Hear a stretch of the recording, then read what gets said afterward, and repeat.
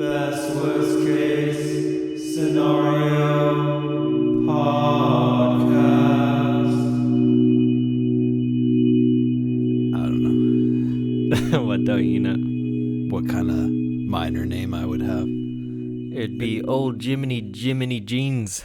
Jiminy Crickets, I think, would be my name. Or Frank Peabody, man. Does he say? No, he says, pickle shoes. Oh, peaches. Is it peaches? I think he says, pickle shoes. That's, of course, a reference to SNL. That's Will Ferrell. If you know it, you know it. Will Ferrell's a national treasure. Yeah. But he's kind of always himself, isn't he? He's like a big whiny baby man.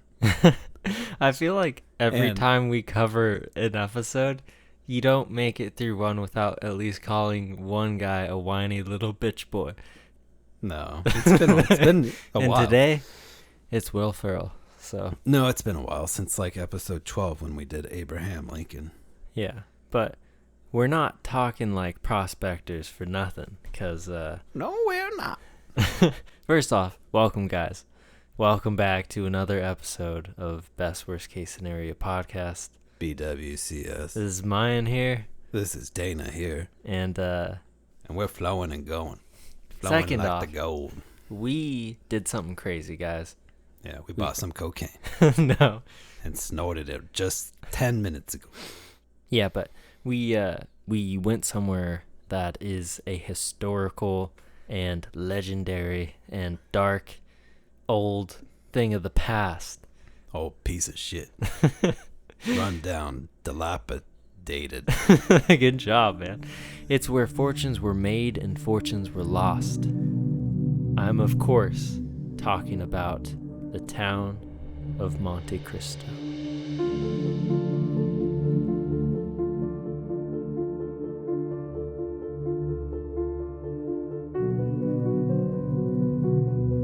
What did you think of it, that hike we did?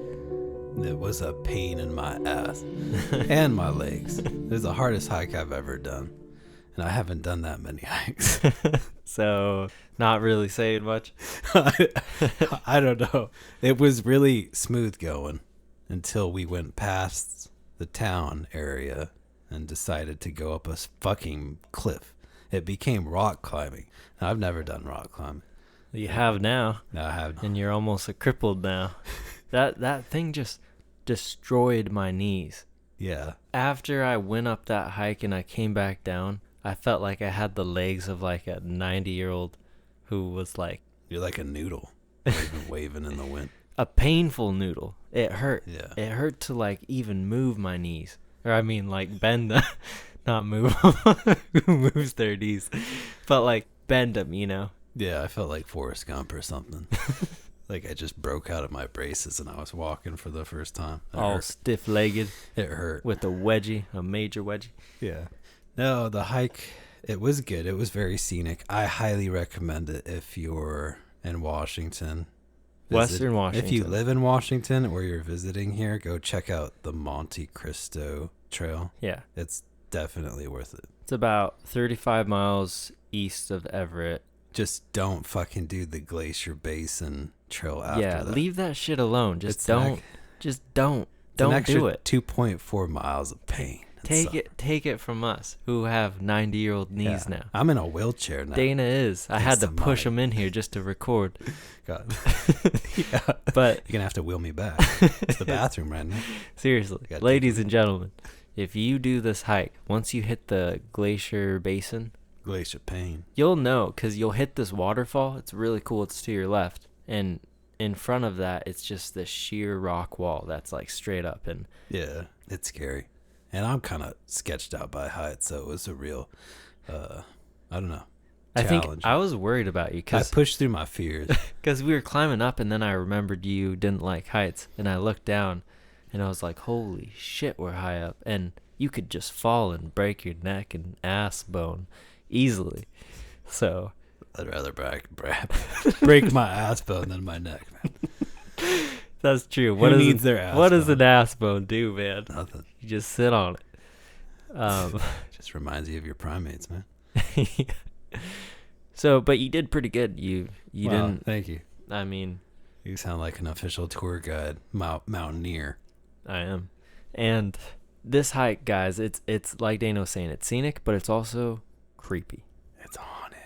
It is, because this hike takes you through an old mining town that had like 1,000 people in it, right? Yeah. The Monte Cristo ghost town was once a booming mining town with over 1,000 inhabitants at its peak. The site dates back to 1889 when silver was discovered in the area, and within 2 years, wagon roads carved their way into the rugged terrain. Hopes ran high at Monte Cristo in the early 1890s, as it was believed that the area would become the greatest lead-silver district in the Western Hemisphere. Spoiler alert, it wasn't. Which is why no one's there today. No, Nothing. nobody's there. It's a ghost town. Ghosts are there. Ghosts live there. That's true. Yeah, so just to add on to what you said, Yeah. the location is just northwest of Monte Cristo Peak. It's located in eastern Snohomish County in western Washington. And like I said, it's directly east of the city of Everett, about 35 miles. It sits in a valley between Silvertip Peak and Cadet Peak. There are no existing roads that lead to the town, so you have to take a trail from the Mountain Loop Highway, sorry, which is roughly 8 miles round trip. The town was originally in active use for not just the lead, like you said. Man, I went like all of 10 minutes without rhyming, man. No, you're full of rhymes and shit. What man. else did you say besides lead, though? Silver. Silver. Okay, And a but little bit of gold. a little bit of gold. There you go. That's the saddest part. Yeah. So, So, go ahead. yeah, so it's right off of Mountain Loop Highway, and you got to go to Barlow Pass, right? You got to go to the Barlow Pass trailhead or something to get to it. That's the one. That's the one we went to. Because if you try to route yourself through Google Maps, it doesn't compute well. It's like it wants you to walk the whole distance. I know. From where you're what's at. up with that? It's like Hobbit style Google Maps. So, just before we dive into this fascinating historical town, just to give you guys some Before we chisel into this. sure, whatever you want to do to this town. Before we do it, though, the period which it was kind of founded in when this gold mine was discovered, and silver and lead and copper Gold. and other stuff, I think. And arsenic. lots of arsenic. But that period of 1890 roughly to 1907, when it was in active use, just to give you like an idea of what was happening in Give the me an United idea. States, I want an idea. we have industrialization and urbanization. So the United States It's a big was woods. pretty much, it just means that the United States was in a period of rapid industrialization, and industries like steel, oil, and manufacturing were like having a major boom. So this was the perfect time for this to happen. And a lot of people were moving to cities at the time. So the progressive era reforms also happened during that time, and that was when social and economic problems caused by the industrializations. Yeah. The industrializations, man. I'm making up words here, but it was pretty much addressing issues like corruption in government, child labor, and Grammar. and poor working conditions, and practices in business that weren't great for the country. So you had that going on. You had labor movements and strikes. You had expansionism and imperialism. You had the United States expanding its influence in international lands, acquiring territories such as Hawaii, Guam, Puerto Rico. Jesus Christ, man. And then also at that time, you had social movements. So that culminated... This is like History 101, guys. Hope you're taking notes. We're going to quiz you at the end of this. Yeah, so it wasn't until like 1920 that they passed the 19th Amendment, giving women the right to vote. But it was picking up steam at this point, right? Well, I like that. And Like a train. also, during this time, you had economic panics of 1893 and 1907, which was when the stock market kind of just took a nosedive. Took a big old shit. And Scared a bunch of people. And as you'll find out later, these things had huge impacts on the town of Monte Cristo. Yeah. That's just to give you guys an idea, because It's crazy. for me, like when I see the year 1890, I'm like, what was going on back then? You know, like yeah.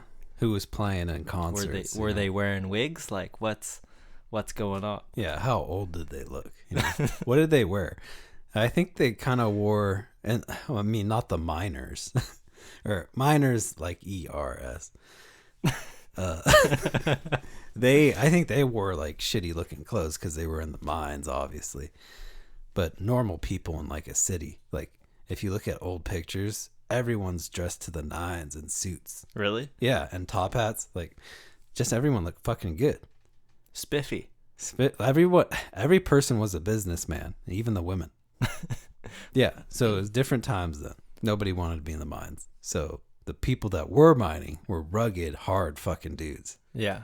Like And- you went up there, like And I felt rugged just driving out there in your car. Like, this is a rough trip, man. Like, it's taken an hour and a half to get there. And then we got to walk. How long did it take them back in the day to make that drive, which they did by a train, right? Mostly. If you're coming from Everett, the train would take 12 to 24 hours Jesus. to go 42 miles. Man, we're live in- truly blessed. in We this are. day and age. Yeah, because we can talk shit about the past. That's crazy. Man. It is. So it started in the early summer of 1889. Yeah. Joseph Persaldo, he discovered many glittering deposits and followed them north to a place called 76 Gulch. So this guy's just like Gollum. He follows shiny things. His preciouses. and that was the place to become Monte Cristo. Yeah, I hear he was a rugged individual.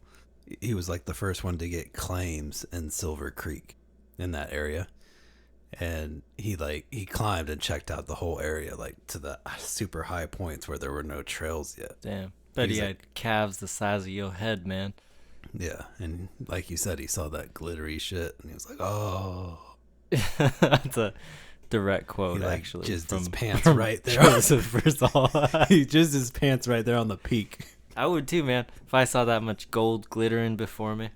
So, after this discovery in 1889, July 4th, he staked it. What a fucking man, patriot. we're coming up on that. Ain't it? It's like he planned it. Yeah. It wasn't long after he discovered that before word spread and claim staking followed. Gossipy bitches, them miners. Well, yeah, gold's up in them hills. They're all about the booming towns. Everyone wanted a piece of that. Yeah, they wanted in them tunnels. So by 1890, many miners were hiking to Monte Cristo from the south by way of Index, Galena, and Mineral City. Mineral And City, wow. that was another booming gold.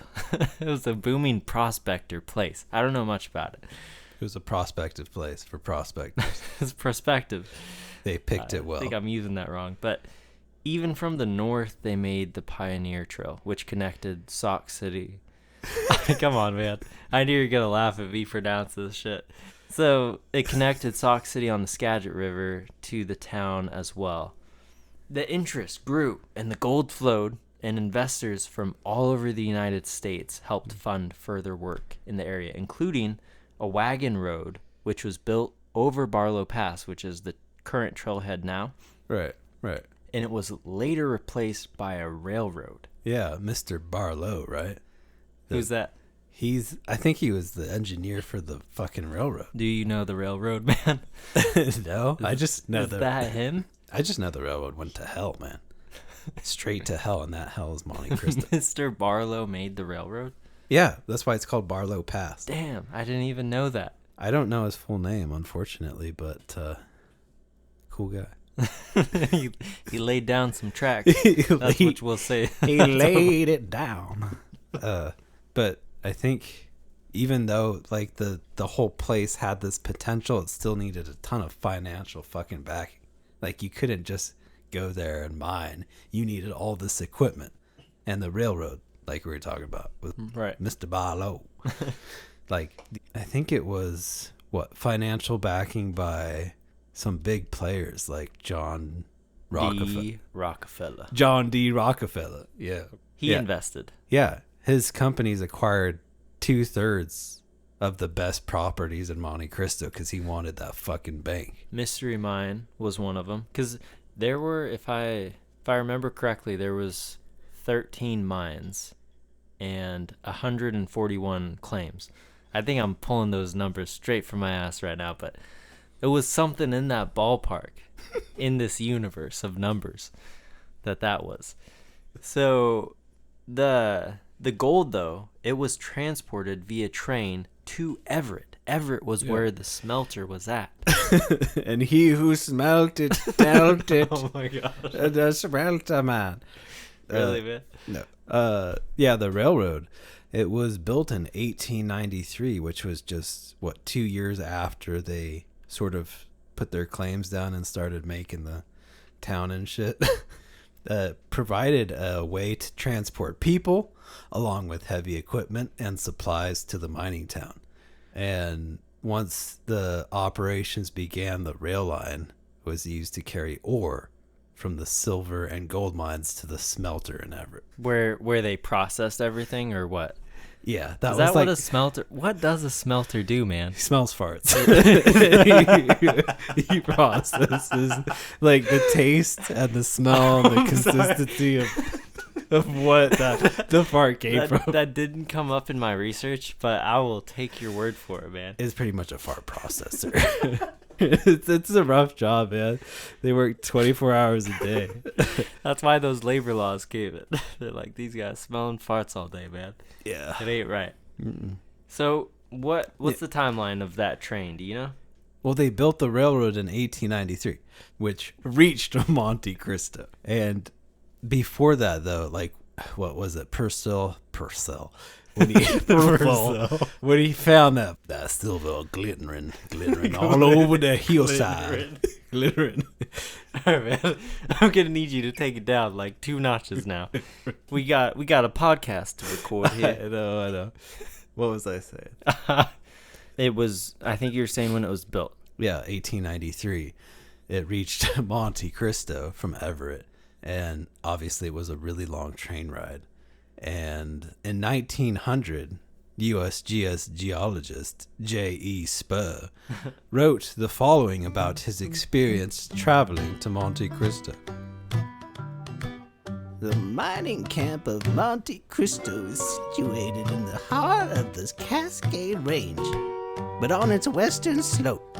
It lies nearly due east of the city of Everett, and about 40 miles distant. It can be comfortably reached only by the Everett and Monte Cristo Railroad, which starts at Everett and terminates at Monte Cristo. Spoken by a true prospector. I'm not done yet. You shut up. Somewhat strangely, there is not even a good wagon road by which the camp may be attained. That is strange. Aside from the railroad, only trails connected with other parts of the country. The journey by rail from Everett to Monte Cristo is a tedious one, requiring from 12 to 24 hours. But my honest question, though, is when are you going to teach me to use the Force, Dana? That's what I want to know. What are you talking about? Because I just heard Yoda. No, you that didn't. whole time I heard a little green man speaking wisdom to me. This guy was saying that it took forever to get to Monte Cristo, 40 miles away. But it took 12 to 24 hours because of the terrain. Gotcha. And that was through the Everett train, right? Yeah, from Everett to Monte Cristo, 40 miles. Can you imagine? It takes a whole fucking day to get there. I mean, trains, man. Have you ever taken the train to like Portland or Oregon? No, I got a car. I mean, I know they're in the same place. I know that, but like it takes a while. I got a car. And those are modern day trains. So like an old train traversing the terrible terrain, yeah. It's crazy. So how long did this boom last, where gold flowed like honey in the lands and people made fortunes? I'd say like the boom kind of lasted from 1893 to 1897. And then from that point on, it kind of dwindled down. It went downhill. Yeah, like the ore did. Yeah. On those aerial tramways. Because what I heard is that What did you hear? pretty much what happened was they found these glittering what do you call them? Deposits. They found these glittering deposits, and everyone was excited. And for a while, they did find a lot of silver and gold. But eventually, what they found is that after about 500 feet of mining down, there wasn't much there. So you had all these people investing. You had like 1,000 people at its peak living there. And then to find out that actually there isn't much gold here and silver. And there's a whole lot of lead and arsenic, but that must have been devastating. So from that point, which I think was 1897, was when they realized that actually this ain't all it's cracked up to be, man. This ain't all it's cracked out to be. Like you were saying, they couldn't find anything substantial, like as they went deeper into the mines, which was a huge buzzkill. Like that let so many people down because you're supposed to get more as you go deeper. And they didn't. So what I want to say is that before it did reach the busting point, okay, that's the wrong word to use. A busty. Before it reached that point, you actually had Trump's grandfather, Frederick Trump, invest in a hotel that was maybe something else too. Yeah. Make America mine again. He invested in a hotel, and Monte Cristo, for a while that it was a mining town, it also became a retreat, and people would go there to the hotel and actually enjoy themselves up in the mountain. Maybe up in the really enjoy themselves. Babe hotels. Yeah, what do you know about that? I don't know. I just knew that he wanted in on this action. He wanted to make money on it. And he opened up like the Boomtown Hotel. So he got in there like when all the action was going on. And some people say that this hotel was also a brothel. Which is very likely the case in 1890, 3 or 4 when he started it? In that area, the mid 1890s. The mid 1890s. Yeah. It doesn't, but like a bunch of miners hanging out in a brothel doesn't sound right, does it? Not when you say it literally like that. No miners should be in brothels, man. Some of them gold diggers up in them hills now. Yeah. If you ain't find no gold, at least you find something else. Yeah.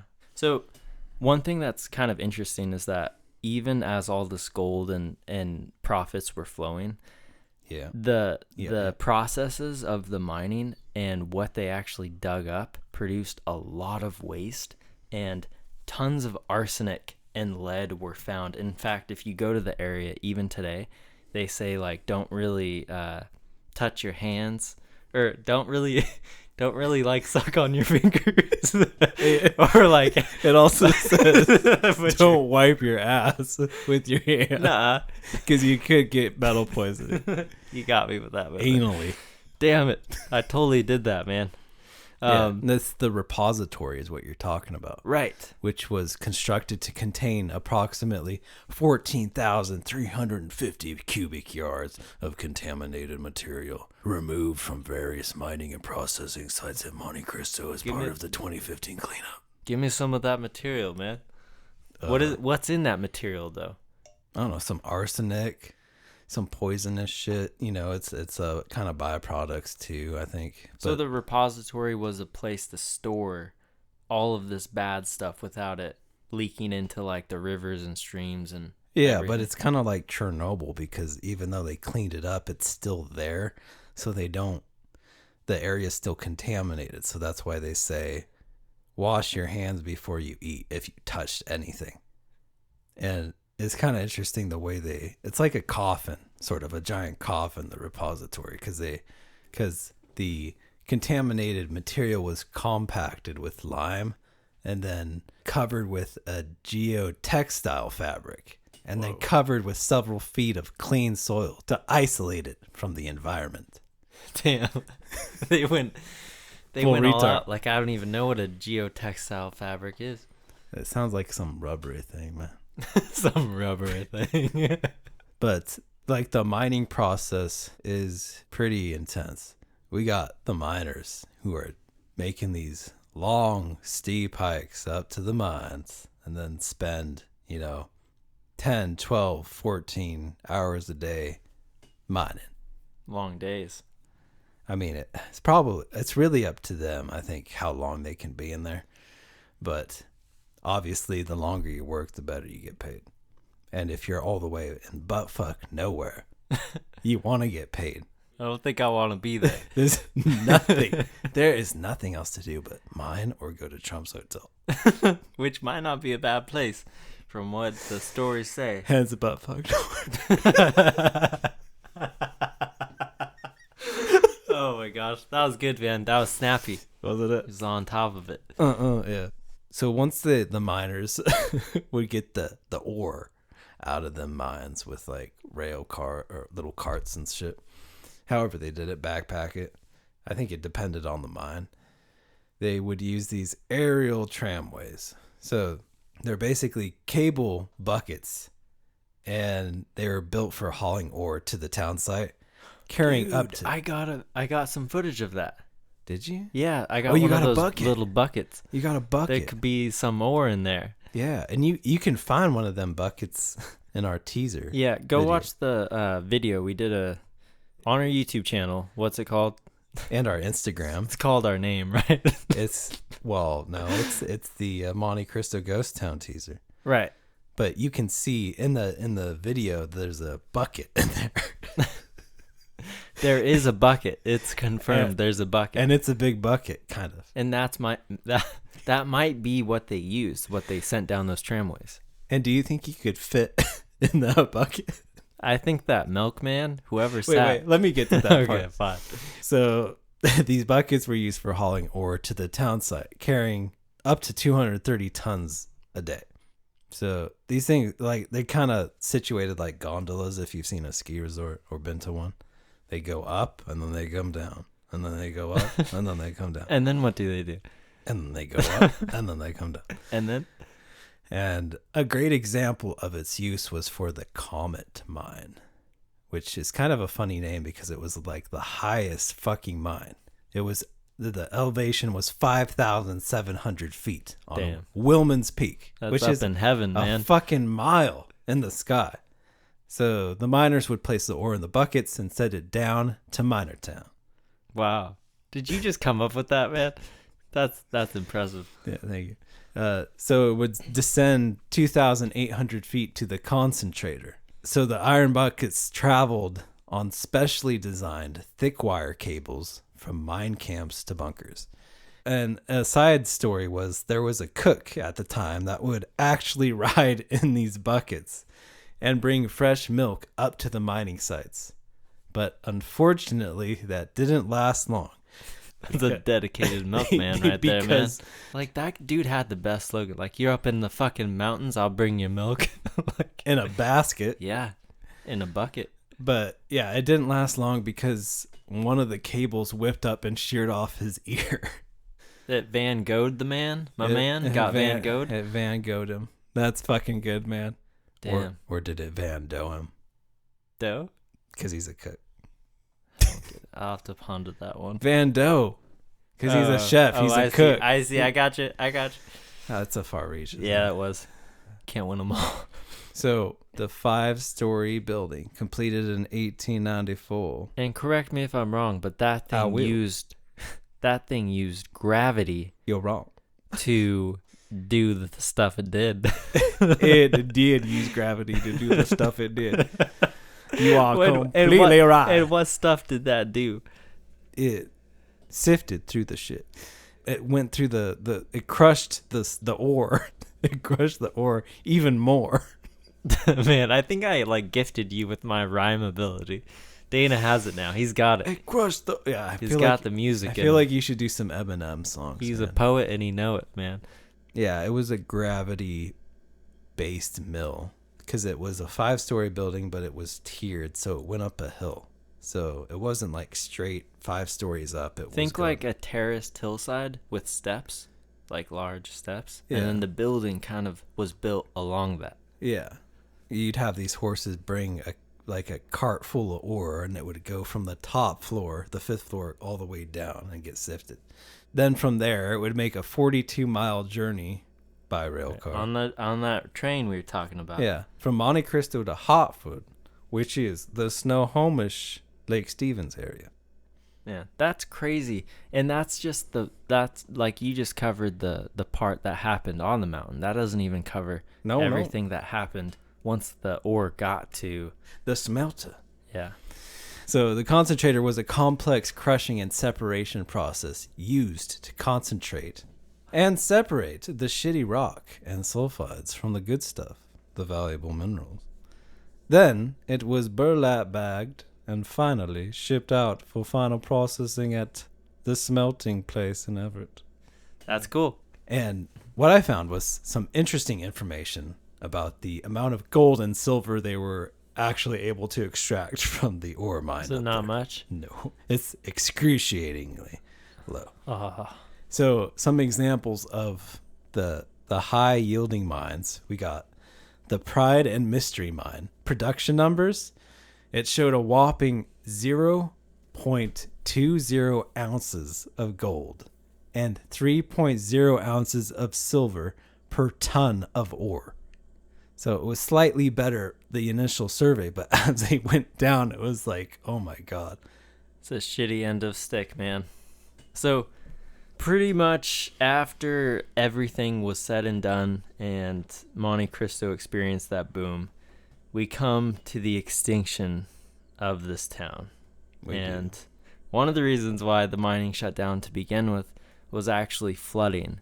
And what happened was the autumn floods that occurred in the mountains were so bad that it was too costly to repair the machinery and make a profit. So not only, like you were saying, were they getting so few gold nuggets, but they also had to repair constantly every time the seasons changed this expensive equipment that was destroyed. They essentially got flooded the fuck out on top of everything else they were going through. In November of 1897, the worst flood known to date caused massive damage to the railroad and downstream settlements. With basically no hope for supplies, the Monte Cristo town was abandoned by everybody, and the residents walked down the damaged railway to Granite Falls, which was quite a walk, carrying what they could carry. Yeah, and those are the residents of Granite Falls, so now you know why it's so messed up. Asking for shelter, man. They're all homeless beggars from Monte Cristo, man. They are. But that's sad. That's sad. You got to leave your home, your livelihood. Your livelihood. That's funny. Well, that's funny if they were lumberjacks, man. Their livelihood. Your livelihood. Your work, your career, your family, your church, your school, your mines. Lay it down. You got to leave it all behind. And you might not have made a nickel. That last thing you said, was that after the resort closed down, or was this just the mines? This was in 1897. Okay, so this really closed it down for a while, and it didn't really open up until 1900. Because there was really no reason to invest into the mines anymore. It was just a resort town at this point. Yeah, and you also had the Klondike. What would you do for a Klondike, Dana? I would go into a mine for a Klondike and hope that's exactly what they had did. Some chocolatey ice cream in there for me. You know, Dana would mine for a Klondike bar. I'd be like 400 pounds in the mines. Yeah. What would you do for a Klondike bar? Yeah, no, but a lot of the miners left by around 1900 to the Klondike mine. Yeah, because if you're a prospector, you got to go where the gold is. And it was booming. If the gold isn't in Monte Cristo, you leave. Yeah, you got to go where it's hustling and a bustling. But just the whole Monte Cristo thing was fucked. The final sort of breath of it, of the operation ceased in 1907, which was also, I'd say, likely or partly due to the panic of 1907, where you had the financial collapse. Where the stock market crashed. That's when everyone lost their panties. 50%. Right? Yeah, you lost even your knickers. The town would continue to survive as a tourist attraction for several decades after 1920. John Andrews, this investor guy, moved from his Illinois home and purchased most of the abandoned real estate and turned the surviving hotel and area into a resort. But Andrews, even though he bought it like in the 1920s, he sold out in 1951 to this couple. And this was like after the Mountain Loop Highway was installed. So you could get there by car, not just by fucking wagon and train that would take 24 hours. They sort of turned it into this like weird Ripley's Believe It or Not site. They really played on the ghost town thing. And they had like a museum and like a little residence building for people to stay. They had like this attraction which was called Slippery Sam, which was basically a dummy lying in a board coffin.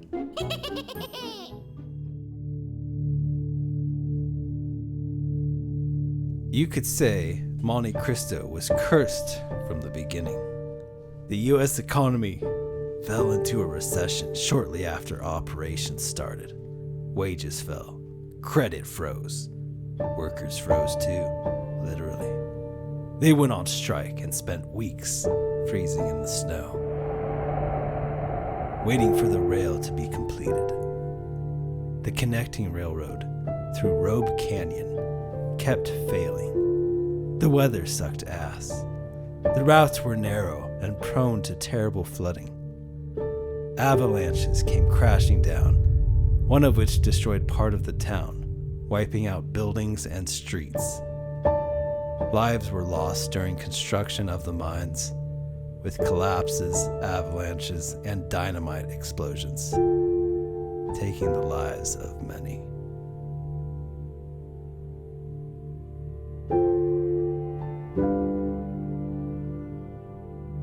It's truly a spectacle to see such different times than the times we live in today. So I recommend, Highly recommend. any people that are close to this site, this historic site, to go check it out, because Monte Cristo. there's something in the woods, man. You walk down and it just feels heavy, like time and death have passed through there. And you felt sick right after it. Yeah, Monte Cristo gave me a stomach flu, man. Made me shit my pants. And diarrhea. I blame Monte Cristo. Some ghosts doing their dark wizardry We can't over my recommend- bowels. Yeah. So careful, folks. We can't recommend it enough, just where it depends. Yeah, and also you gotta cross a river, so be mindful of that. And Yeah. if you are hiking the trail with someone who can't jump over stuff, just keep that in mind. It's a dark, dark place. So go. Discover. But first, make sure to like and subscribe if you're watching on YouTube. And rate the show if you're listening on Spotify Yeah, and or Apple Podcasts. Really Right. helps. yeah, and if you really enjoy the show, guys, consider checking out our Patreon, where you can become a member and help fuel the podcast magic. Yes, we've got some content on there too for you Do. Patreon people. Yeah. We've got some behind the scenes. We've got a bonus episode, and we'll have more stuff coming. Yeah. Thank you guys for joining us on this episode of Best Worst Case Scenario Podcast. BWCS. From your host, mine. From your host, Dana. We hope you strike gold out there. We do. Good night now.